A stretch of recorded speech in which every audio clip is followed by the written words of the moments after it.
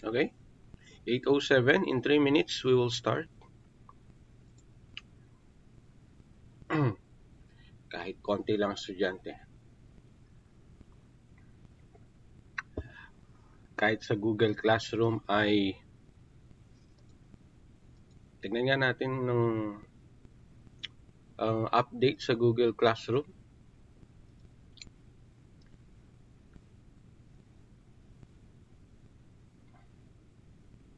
Okay.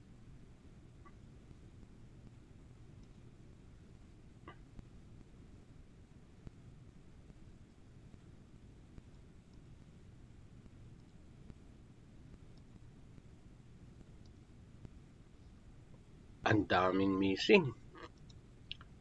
Grabe. Ilan lang ba estudyante ko? Baltasar. O, yun lang ang ano eh. Puro missing yung iba eh. Ito si Don Seras. Tatlo ginawa. Ballesteros.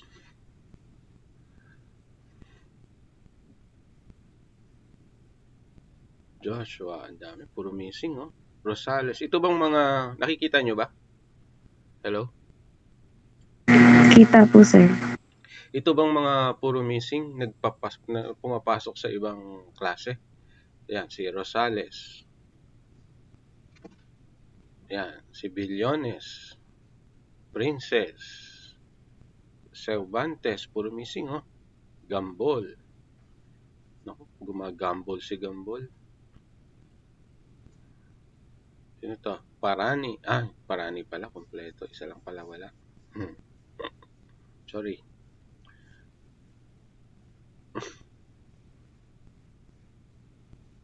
Karil. Yung math calendar ko, konti sumasagot. Actually, yung mga sagot ng nakasagot na ay mali.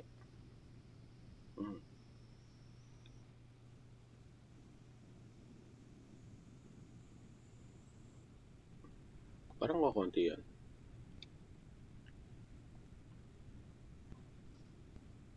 Mas marami yung hindi gumagawa.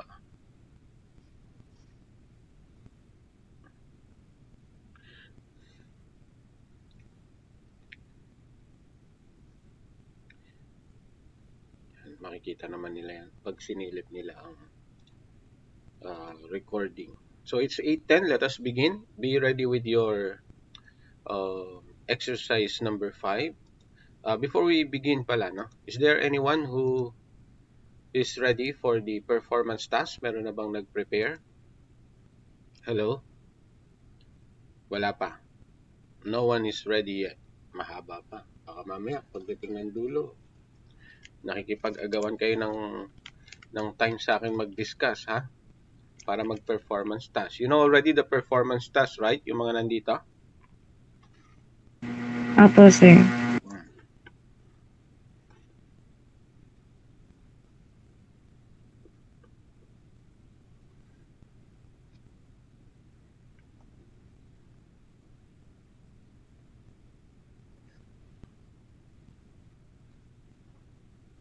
Okay, be ready with your paper. Let us begin. Naka-record na ba ako? Okay.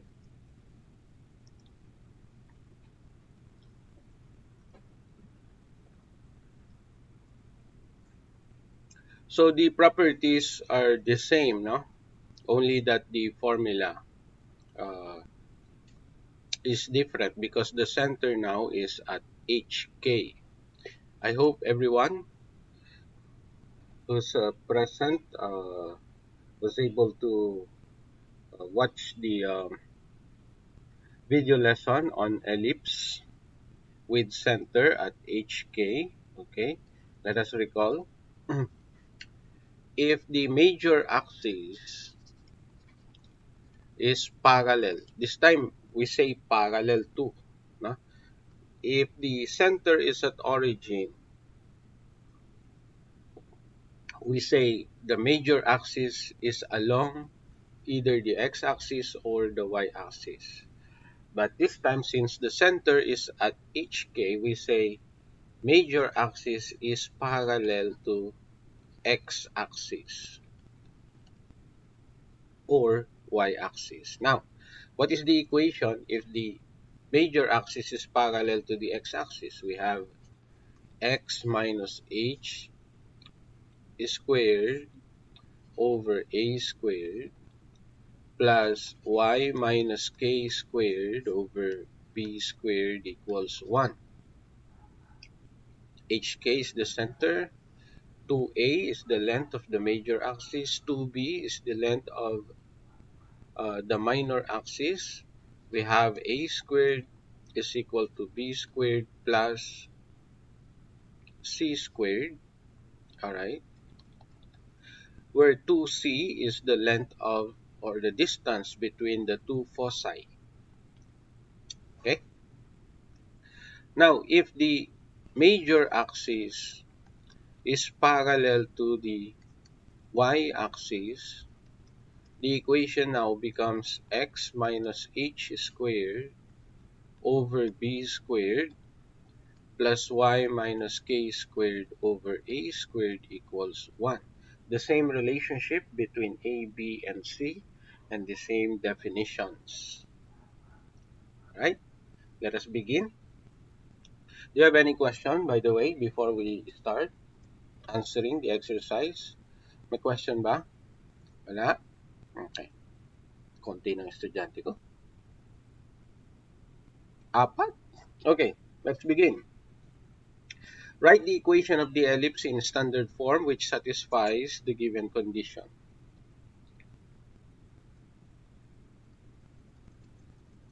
Yeah. Foci or focus, a focus at negative 4, 3, a vertex at 6, 3, dalawa pa yung at, one end of minor axis at negative 1, 1. Okay? So, looking at the coordinates of a focus and one of the vertices, they have the same y coordinate. Then they have the same y coordinates. Alright? Since the focus or the foci, the center, and the vertices are collinear, then the line that contains or the coordinates of this are uh, or these have the same y coordinates, then we say that the line containing them is a horizontal line.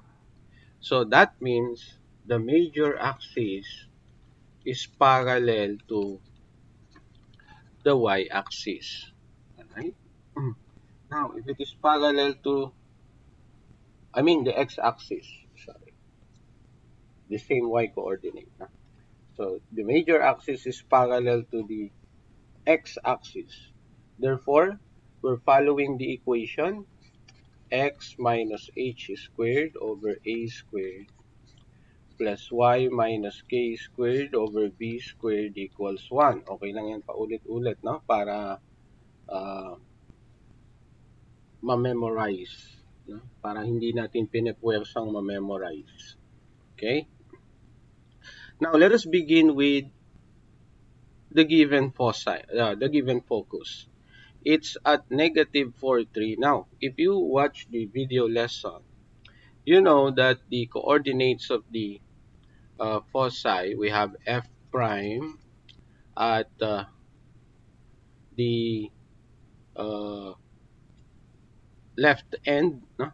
The left end of the uh, ellipse, that will be h minus c k. And then the right end of the ellipse will have focus at h plus c k. Alright? Now, negative 4, 3. Then we say h minus c is equal to negative 4 and k is equal to 3. Negative 4, 3 must be at the left side of the ellipse because the other one of the vertices is at 6, 3, that is to the right, no? To the right of negative 4, 3. Okay? Then if h minus c is equal to negative 4, we have h is equal to um, c minus 4. Okay,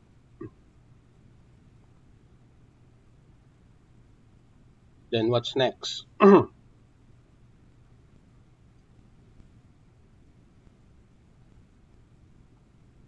Let's go to one end of the minor axis. Punta tayo dyan. Now we know k already. To identify the equation of the ellipse, we need to identify the value of a, b, and the coordinates of the center hk. We already know k. Since we do not know c yet, we cannot identify h. Let us look at so what we got here is the y coordinate of the center. Let us look at the one end of the minor axis. The ends of minor axis are what we call the co-vertices. Alright?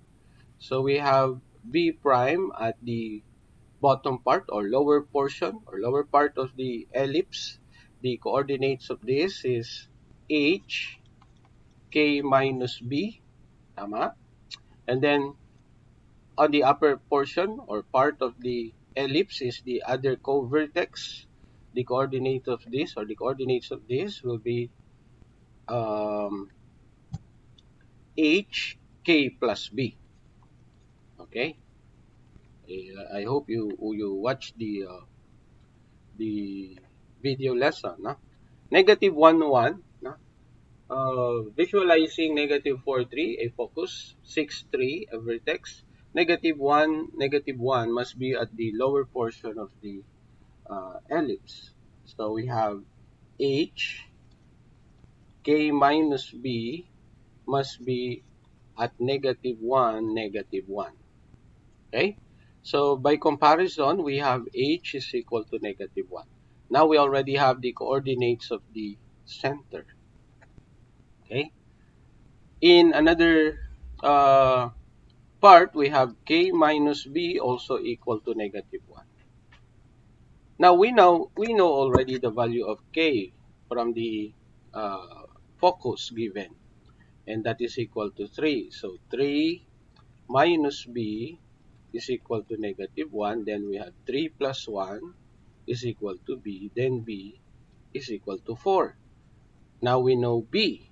What is left is the value of a.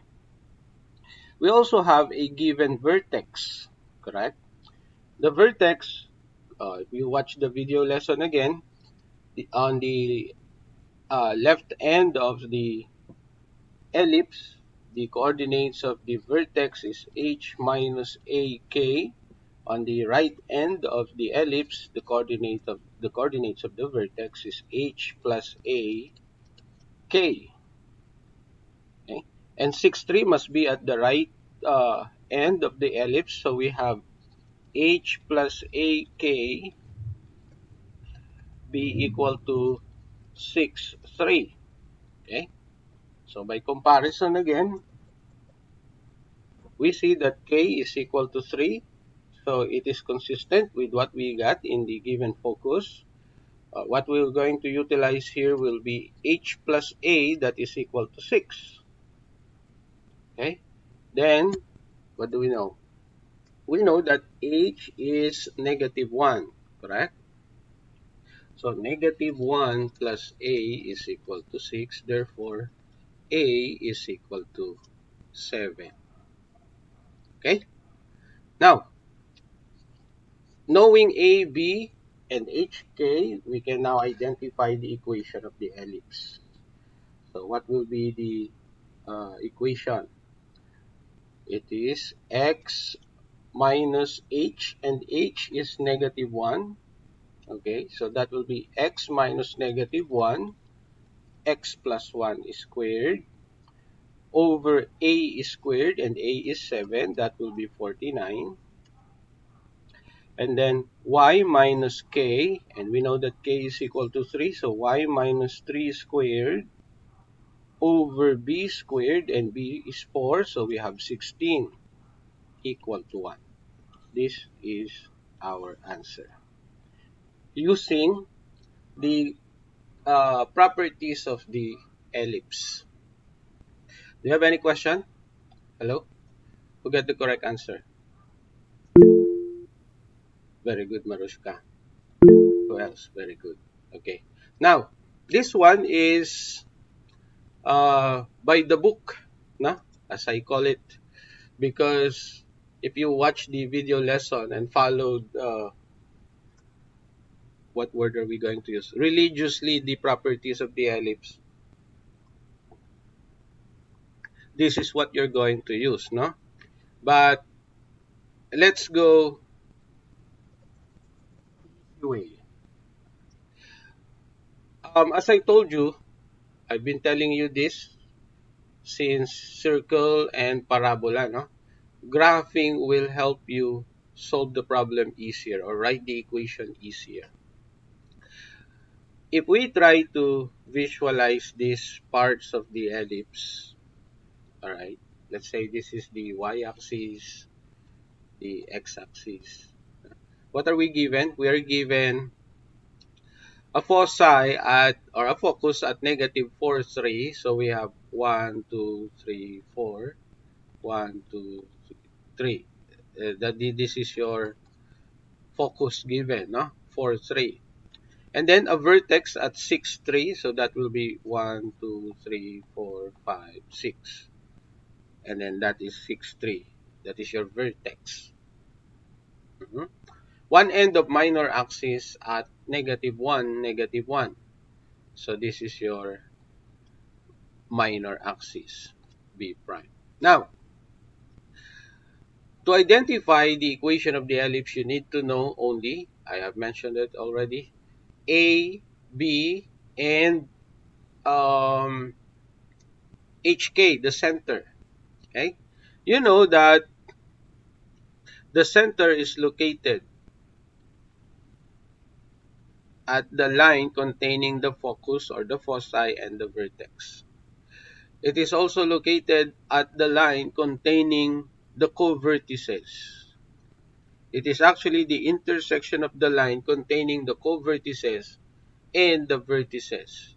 Therefore, these two lines intersect at negative 1, 3.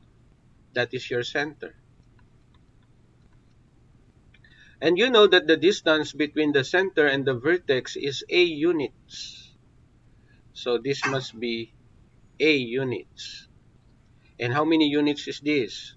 1, from negative 1, 1, 2, 3, 4, 5, 6, 7, up to that vertex. So A equals 7.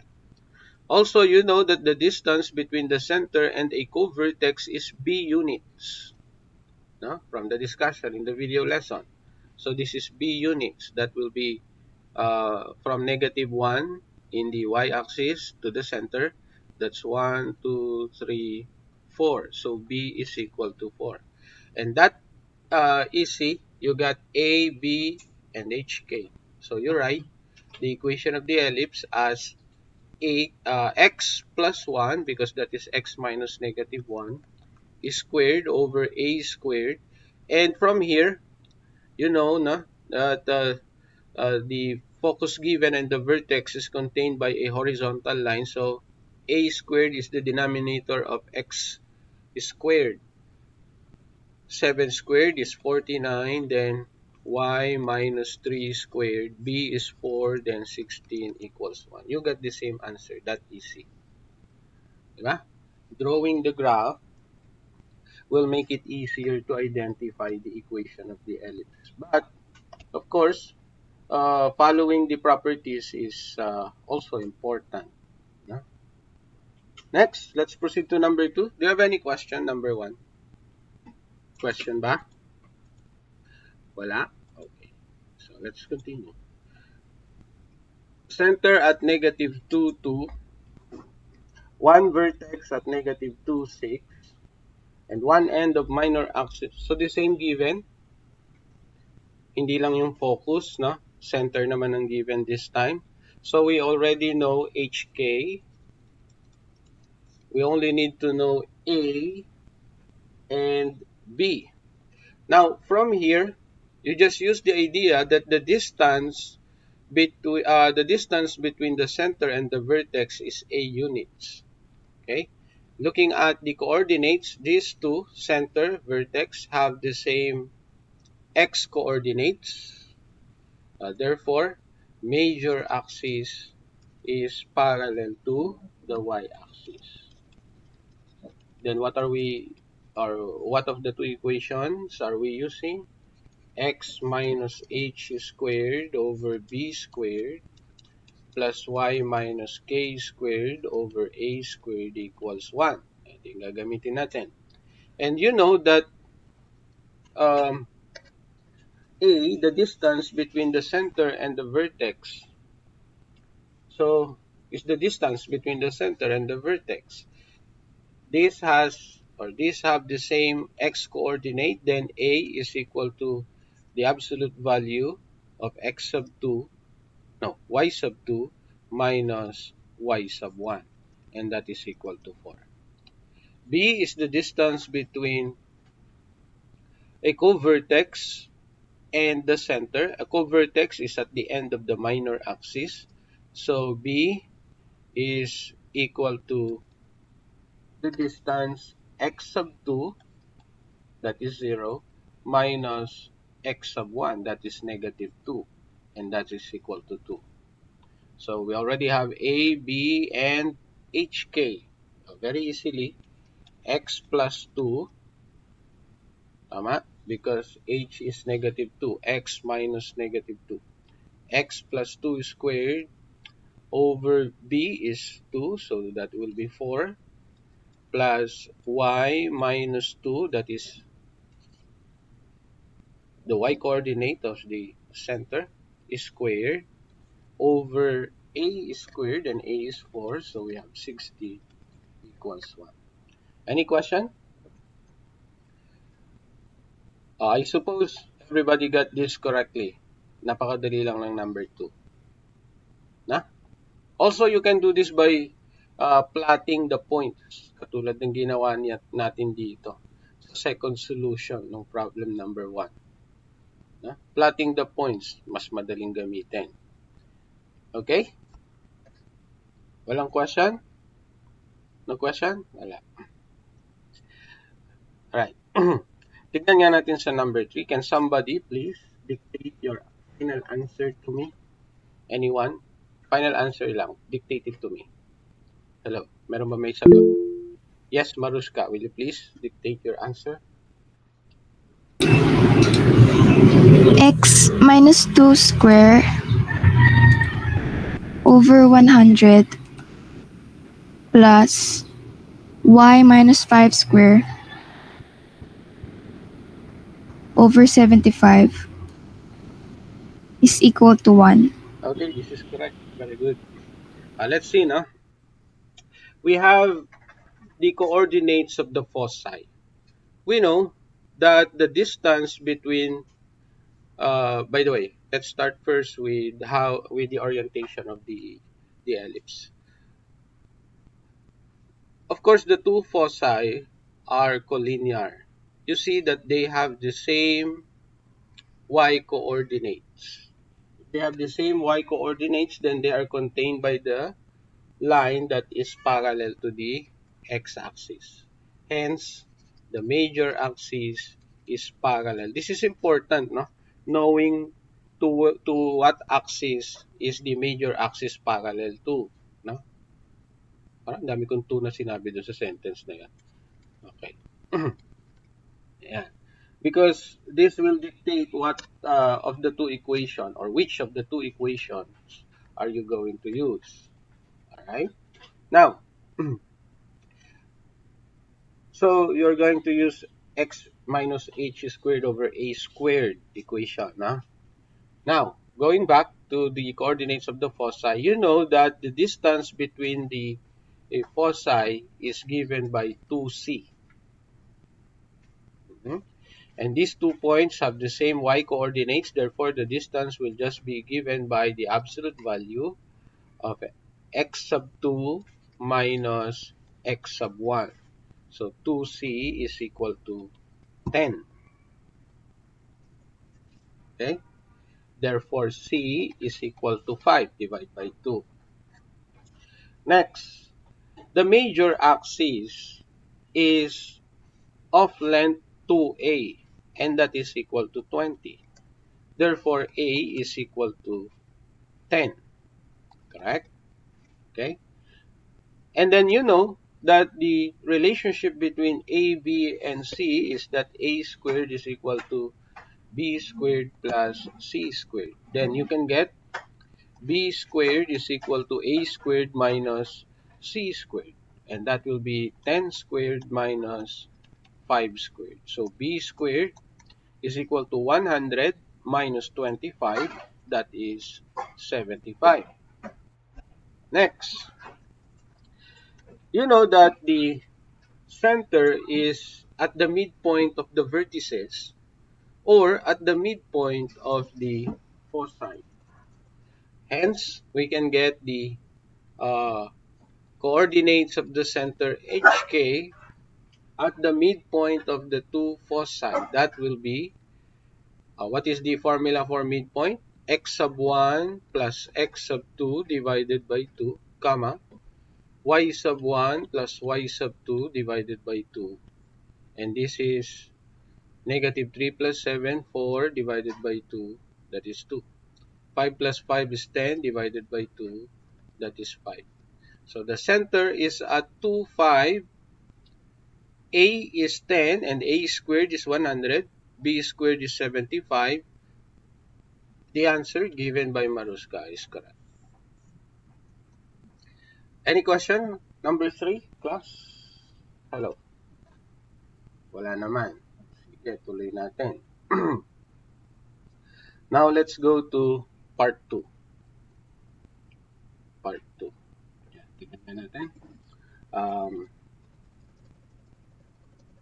Magpa-dictate nga tayo ng sagot.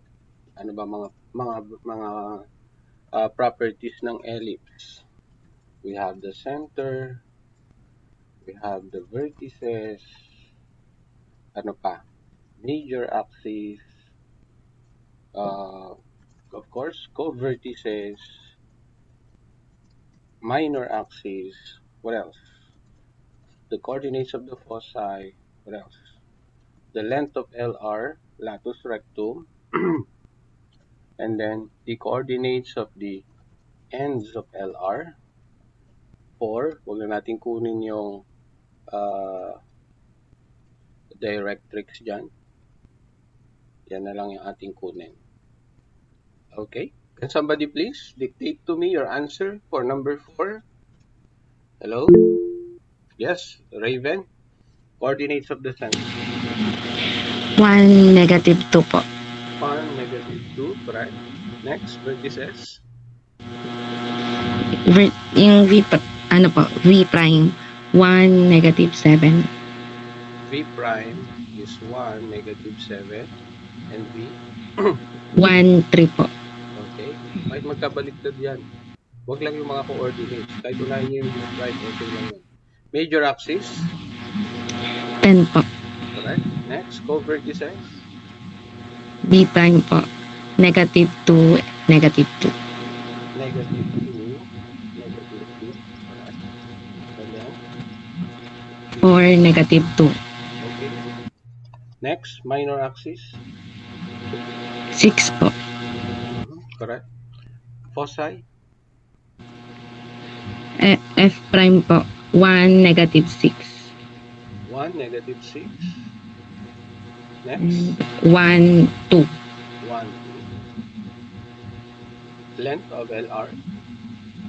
18 over 5 po. Okay, write it as improper fraction. Simplify. That is correct. Ends of LR. Final answer na. 14 over 15. 14 Negative 6. Over 15 po. Negative 6.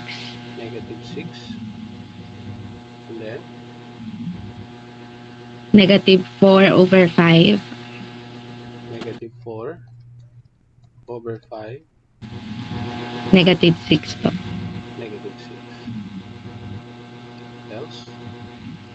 14 over 15, 2. Else, Then, negative 4 over 5, 2 po. negative 4 over 5, 2. Okay, let's see na. um,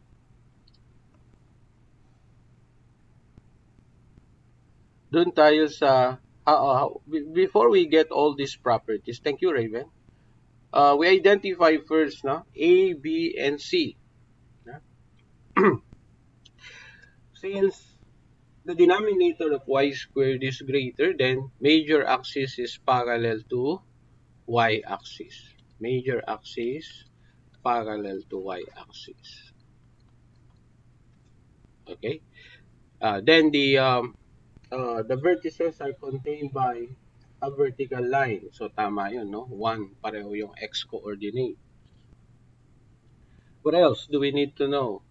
The values of A, B, and C. Since it is major axis is parallel to the y-axis, then A squared is 25. A is equal to 5. Also, B squared is equal to 9, then B is equal to 3. This is where you will start, no, identifying the properties. C is the square root of A squared minus B squared, that is 16. Therefore, C is equal to 4. Okay. So, tama lahat yan, no?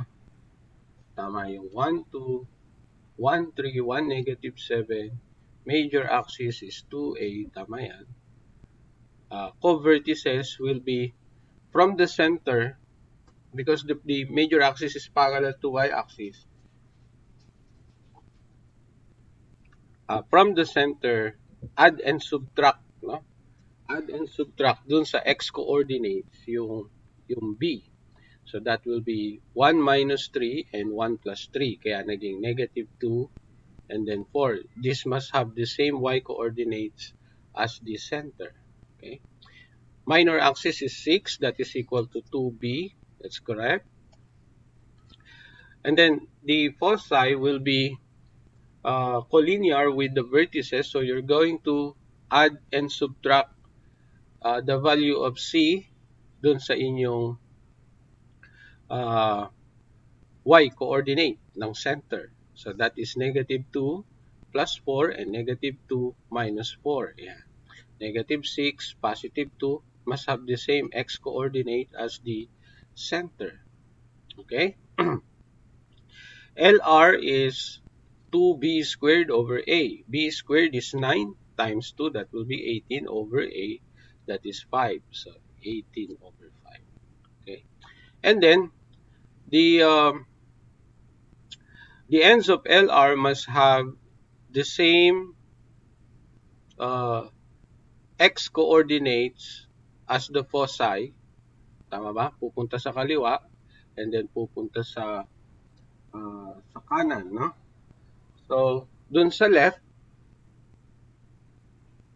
dito tayo, sa left ng 1, negative 6, sa left and right ng 1, negative 6.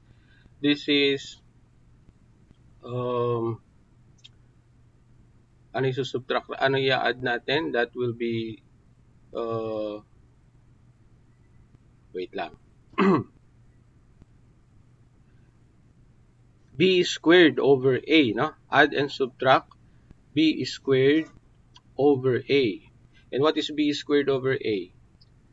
B squared over A is 9 over 5. Tama? So, kung ang foci, tignan natin, 1, negative 6, nasa ng 1, negative 6? Tignan natin ito. So, ito yung 1, tapos negative 6.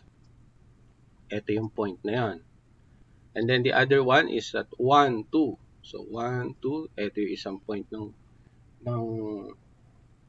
foci. The ends of LR must be to the left, dito tayo kay negative 6. To the left and to the right of the focus. Dito yan.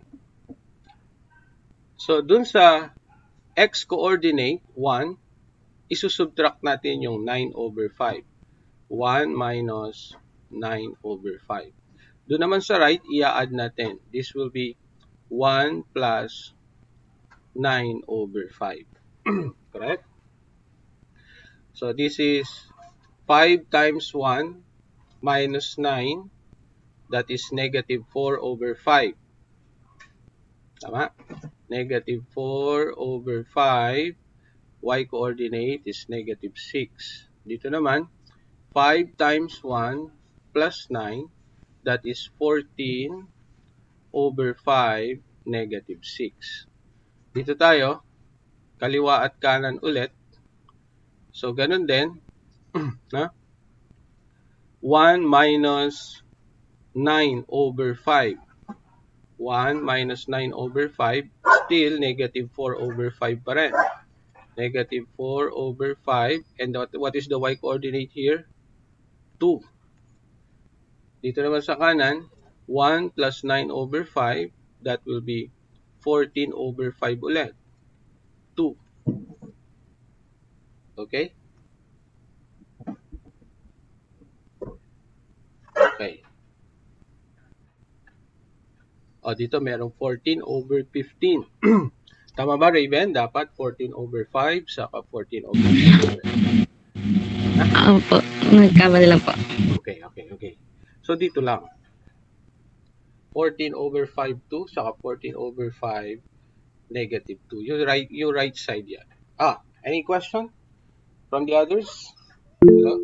Yes, Reforma? Question? Reforma? Saan nakuha yung C equals 4? Yung relationship between A, B, and C, di ba, dapat A squared sa baka magsusulat. Wait lang. Move natin yung pababa.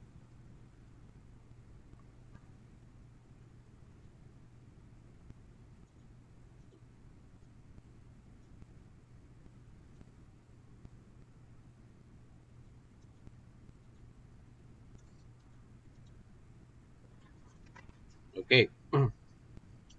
Ang relationship ng A, B, and C is A squared is equal to B squared plus C squared. Yan. So, pag dinerive mo yan, magiging C squared is equal to A squared minus B squared. Yan. O, substitute mo yung A and B. Nagmumove. Substitute mo yung A and B. Magiging C squared equals 25 yung A squared, 9 yung B squared, therefore C squared is equal to 16. Get the square root of both sides, C is equal to 4. Nakuha? Reforma? Any other question? Any other question? Clarification before we proceed to number 5? Hello? Wala na.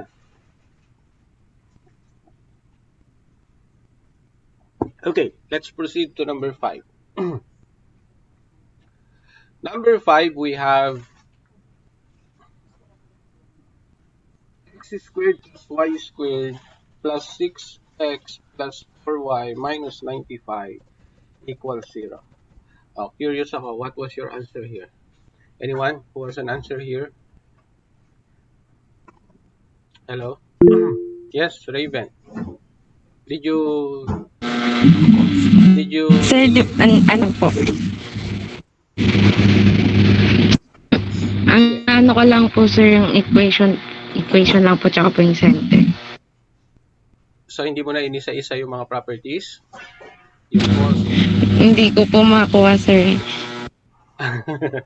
What did you write? I'm just Yung sa equation po? Yeah.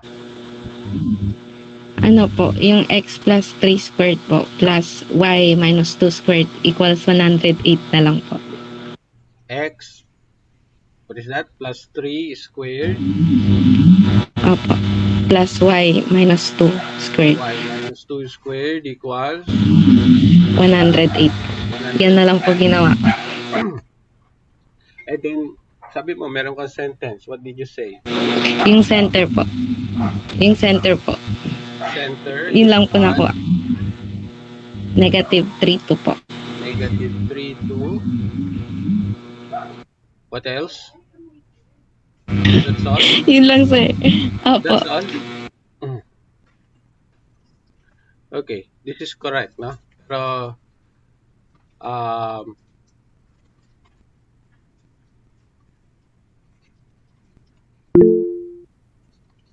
oh, somebody's raising a hand. Meron ba? What's Sir, that? hindi po circle siya.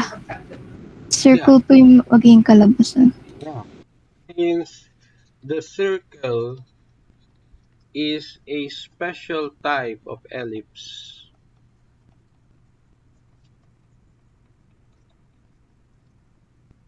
Hmm.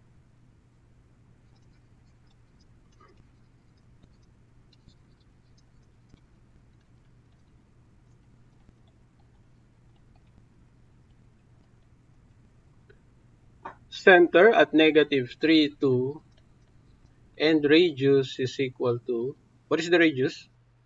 6 is square root of 3 units. Yan lang ang properties niya. If you will remember in the discussion, the definition and equation of the circle, there is a part there, no, where uh, I gave you the first module for precalculus, and the discussion there is the conics. I mentioned there that the circle is formed when the plane intersects the double right circular cone, and the plane is parallel uh, to the base, no? To the circular base of the right circular cone. Then the circle is a special type, or is a special type of ellipse. So the properties here will just be the center and the radius. Yan lang. Hanggang dun lang tayo. Because if you will get the major axis and minor axis, they will be equal, correct?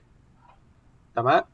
And then the distance, because the distances of the vertices and co-vertices to the center will be the same, because that will be the radius. No? There will be no foci because the coordinates of the foci will coincide with two of the vertices or the co-vertices if you will rotate the circle. Na? Nakuha? Then there will be no latus rectum kasi nga the co-vertices coincides with the foci. Okay? Any question with this? Huh? Do not forget that. Na? The circle is not another conic, but it is a special type of the ellipse. Okay, let's proceed to number 6 if there's no more question. Find the equation of the graph of points P, X, Y, which move so that its distance from the point negative 5, 0 is 1/2 its distance from the line x equals negative 20. Is there anyone who has an answer here? Anybody who is able to answer this? Meron ba? Yes, Raven, what is your final answer? Ano po, y squared equals 15 times, 15 quantity 2x plus 25.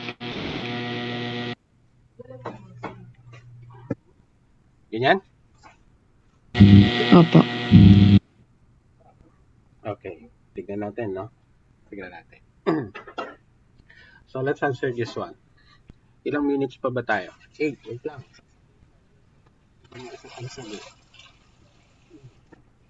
We're expecting because the lesson is about ellipse. No? We're expecting the answer must be uh, an equation that is the same to that of the equation of the ellipse. Okay? So, let's begin with the point xy and the point negative 5, 0. Consider, sulat natin to para kompleto yung uh, solution natin sa recording. Consider the distance between negative 5, 0, and xy. So these are 2 points. Na? Then the general formula for the distance between 2 points is that d is equal to the square root of x sub 2 minus x sub 1. Let us consider x as x sub 2 and negative 5 as x sub 1. Then we'll have x minus negative 5 is squared. So that will be x plus 5 squared. And then y as y sub 2, 0 as y sub 1, then y minus 0 is squared. So this is the distance between the point negative 5, 0 and xy. Now, let us also consider the distance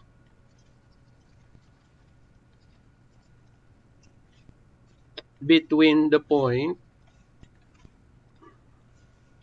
xy and the line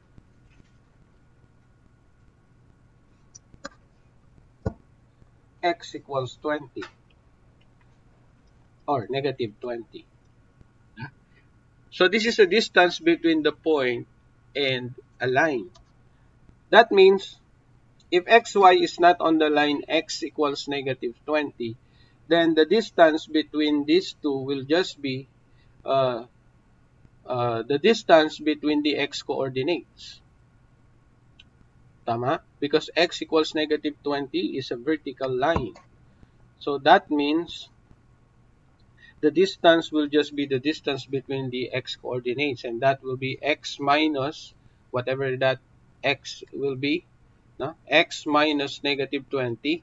So we have x plus 20. Okay? Then, since the point xy is moving, then we have a locus of points. Since the point xy is moving, then we have a locus of points. Kasi, uh, identified yung distance niya between a point and a line. Negative 5, 0, and x. Locus of points with the following condition. Ito na equation natin. Comparison natin. Ano yung sabi sa problem? Um, the distance from negative 5, 0 is 1/2 its distance from the line x equals negative 20. Then let us compare these two distances. Na? The distance from negative 5, 0 is, according to our solution, x plus 5 squared plus y squared. This is just half of the distance from the line x equals negative 20. Then that will be equal to 1/2 quantity x plus 20. So this is the equation, and from here let us manipulate and simplify. No? Manipulate and simplify.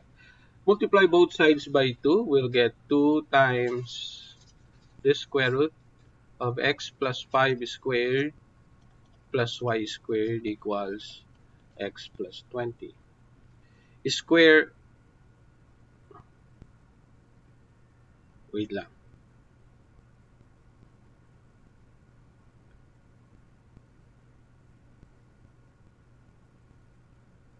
Ayan, now minultiply natin both sides by 2. And then, square both sides of the equation. What do we get? If we square both sides of the equation, then we have 4 times x plus 5 squared, mawawala yung square root, plus y squared is equal to x squared, square of the right side, square of binomial, plus 40x plus 400. Okay?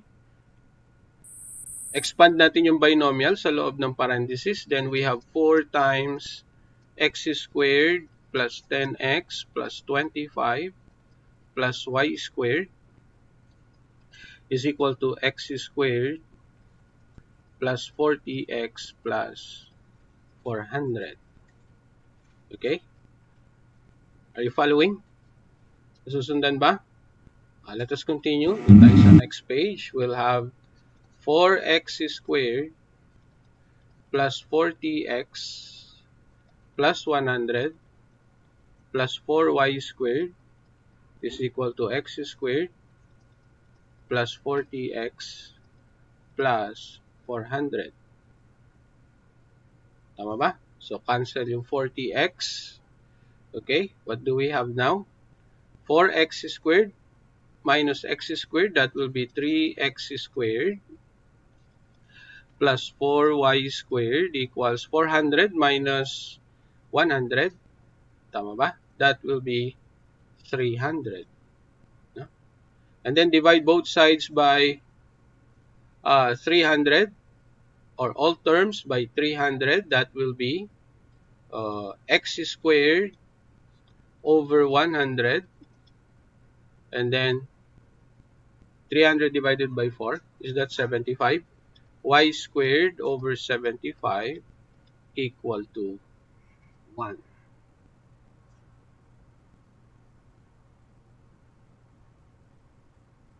Any question? So this is the equation that we are looking for.